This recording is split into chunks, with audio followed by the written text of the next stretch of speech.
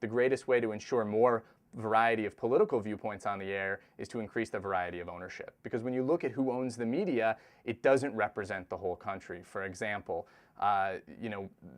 people of color, minorities are 33% of this country. They own only 3% of the television stations in this country. They own less than 8% of the radio stations in this country. Women are more than half of our country.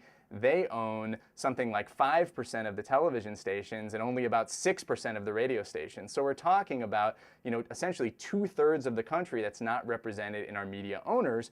And when we start to look at, hey, why are most of the talk show hosts white men, maybe with a conservative viewpoint? Well, it seems to go straight up into the suites, and it's the same problem. So, we think the key here is ownership, and that's the best way to not be limiting anybody's individual decisions, what can they do with one station or one show, but to ensure that as many people have the opportunity to get on the air as possible, and then, let the chips fall where they may.